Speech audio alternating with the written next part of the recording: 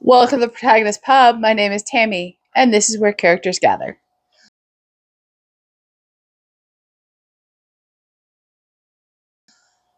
Today we're going to do another book recommendation, this time for historical fiction. And I realized as I was setting up for this video this morning, I've been reading historical fiction for a very long time. Without even realizing I was reading historical fiction, I was doing it as a child. Little House on the Prairie, historical fiction. Anne of Green Gables, historical fiction. Little Women, and its, companion pieces, historical fiction. I read all of those as a child. Technically, I read A Tree Grows in Brooklyn when I was 11, and that too would have been historical fiction. Not very old historical fiction by the time I read it, but it was still historical fiction. So, I have been reading historical fiction, it is safe to say, for close to 5 decades. Puts things in perspective, doesn't it? Anyway, on with the recommendations. First up is a very easy one. It's Philippa Gregory. This happens to be the one I have in my current reading pile. It's Three Sisters, Three Queens. Just a quick update. I know in this video I talk about how I have never DNF'd a Philippa Gregory book. I will link the video down below in which I have recently DNF'd a Philippa Gregory book. I think it's a soft DNF, so I'm not overly concerned, and it does not, in any stretch, change my recommendation for Philippa Gregory as a historical author. She writes English historical fiction. She primarily writes War of the Roses, Tudor-based historical fiction. I have loved every book by her I have ever read. She, I just recently learned this, has a doctorate in, I believe it's English history. I learned this watching a BBC series on the War of the Roses, which she hosted. All of her books are excellent. All of them are written from the female perspective. Yes, they are 100% not historically accurate. She has never claimed to write historically accurate books, but the big, broad brushstrokes are accurate. The minutia of details aren't accurate, but then again, it's fiction, and I'm not looking for historical fiction to be 100% accurate. If that's what I wanted, I would go pick up a history book. Instead, these are just beautifully written stories that almost always involve the royal court, but that's okay. It does give you a glimpse of that aspect of life, and they are enjoyable, and you will never be sorry. I think my favorite one of hers I've ever read is The Other Boleyn Girl. I loved that book. I think I consumed it in one day. So, she's a very easy recommendation for me. Next up is Elizabeth Chadwick. As you recall, this is in a recent book haul for me. She writes much earlier in history. She writes in the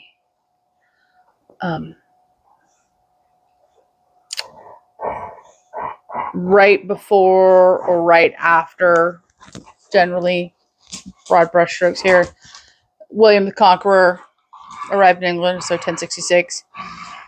My favorite series by her. I haven't yet read this one, by the way. It's on May's list. I don't know if I'll get to it. My favorite series by her is the Eleanor of Aquitaine series. It's 3 books. I believe there's 3 companion books. I will put the pictures of the trilogy right here. They are beautifully written. They are beautifully just cover her life. Not just a small portion of her life, but a very large portion of her life, from, France into England, and her travels to the Holy Land, and her kids and her marriage, and all of that. It is a beautifully written series. And I think I read them all one right after another when I discovered them. They are thought-provoking and emotional and just made me fall in love with Chadwick as a writer. I have several of her other series on my TBR. The first being the William Marshall series. I'll put the first book right here. He appears briefly in the Eleanor of Aquitaine series. Not briefly. He's in the Eleanor of Aquitaine series, as I recall. But he gets his own series. These are just family drama and royal drama and history, and they're just gorgeously written books. And I cannot wait to pick up, what is it called? A Marriage of Lions. I know as soon as I pick it up, I will just fly through it.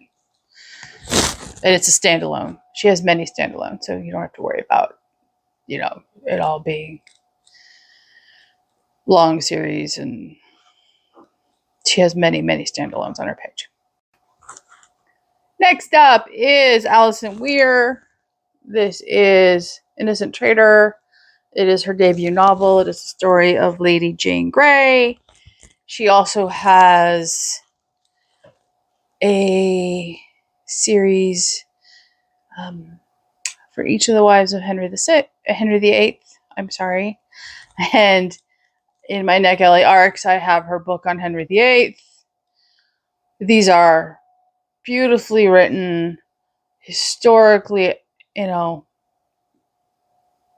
accurate in broad brushstrokes, obviously.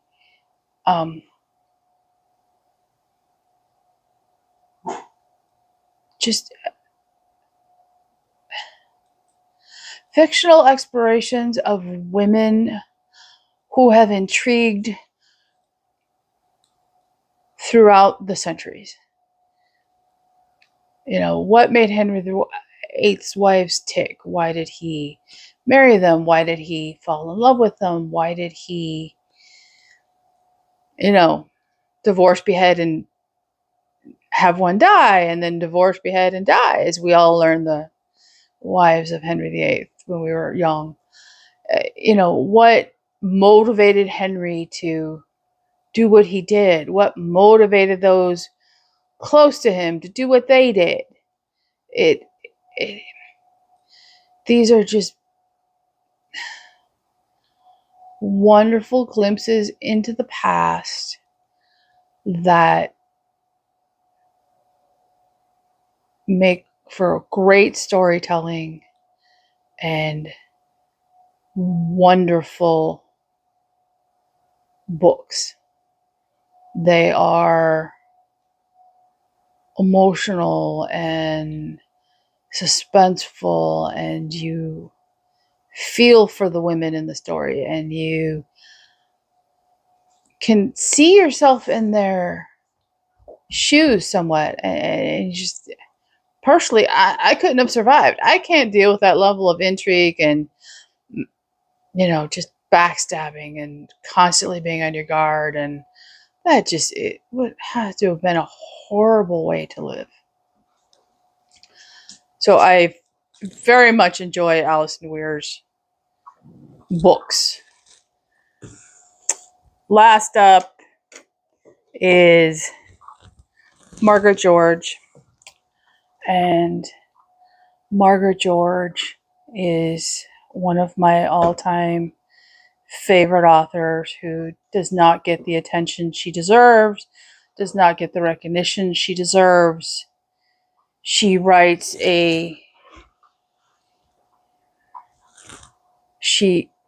her books aren't just British or French. She writes about people that interest her, and that is very obvious in the book she writes. And it's very obvious in the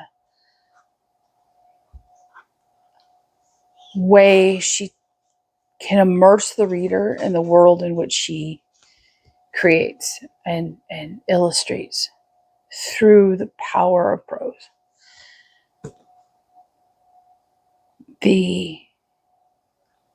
So Memoirs of Cleopatra is the book I currently have on my second quarter 5-star anticipated read list.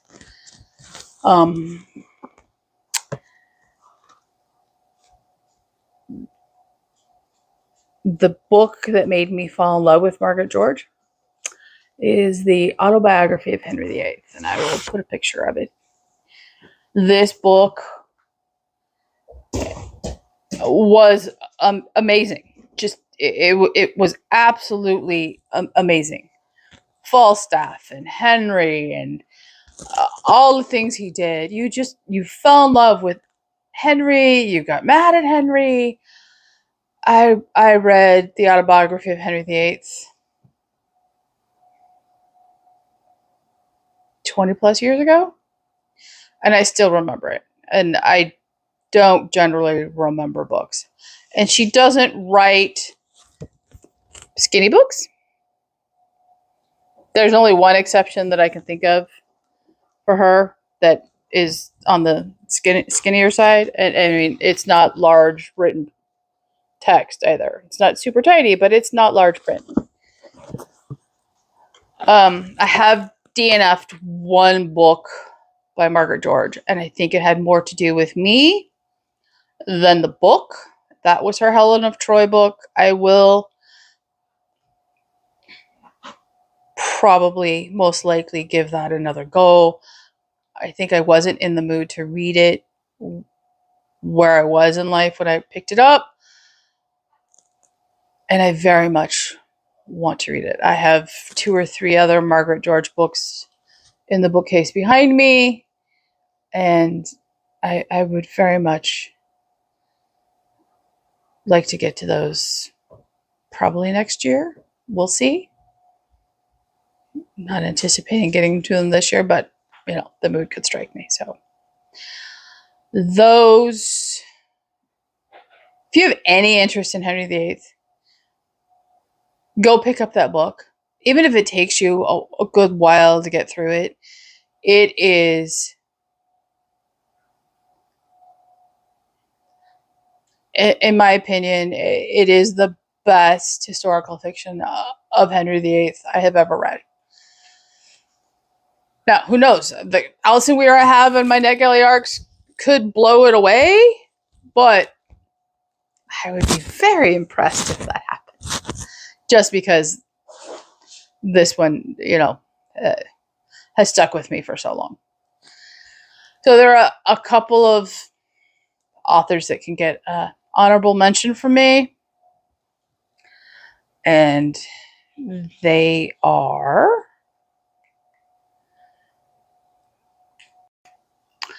First honorable mention is Donald McCaig. He has 2 books. The first is Rhett Butler's People, and the second is Ruth's Journey. These are both continuations of Gone with the Wind by Margaret Mitchell. They are authorized by the Margaret Mitchell estate, and they are... I've only read this one.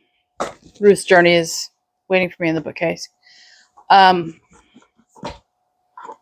Very reminiscent of Margaret Mitchell's writing style. I would have been hard pressed to tell you that it hadn't been written by Mitchell. And I am looking forward to Ruth's Journey. I'm probably going to reread Rhett Butler's People before I do Ruth's Journey. I know I don't reread often. I listened to this on audiobook a very long time ago, probably when it first came out, and it was published in 2007. And at least this edition was. I could have sworn it had been published earlier than that. But anyway, I don't know that I finished the book. I think I didn't finish the audiobook. And I still have it on audiobook, so I could always just pull that back up. But life was very busy, and I think my brain wanted something other than Southern accents at the time. So that's possible why I didn't finish it.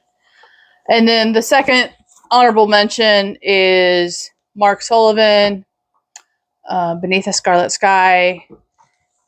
This is my first Mark Sullivan book. It will not be my last. I know he has another World War II historical fiction set in Ukraine. I will put a picture of it here. I cannot remember the title. I know it green is in the title, I believe. Based on how amazing this book was, and it was amazing, I cannot wait to read the other one. I don't read a lot of World War II historical fiction, as you know. I find it overdone. I find it a little too political most of the time when they're written in the modern day. And I burn out on World War II fiction very quickly. However, I really enjoyed Beneath the Scarlet Sky. It was surprising to me how much I enjoyed it. And still, every time I look at the book, I say a silent thanks to Krista over at Books and Jams for bringing it up on a video I watched a while ago, and thus the impulse purchase at the library. And it has made me want to read the second book. So we shall see. But if you like historical fiction, it is definitely worth your time to read Beneath the Scarlet Sky. It is evocative and heartwarming and infuriating and tragic, and it is a beautiful story that saved a man's life. So those are my recommendations for some authors you may have missed in historical fiction. It's by far not a comprehensive list on my part, but those are always the ones that spring to mind. Those are always authors I go back to time and time again. And I'm sure that list will grow and change. But for today, those are definite 5-star reads. If you have any recommendations, please leave a comment down below. I'm always looking for new historical fiction. Please like and subscribe, and I will see you here next time at the Protagonist Pub.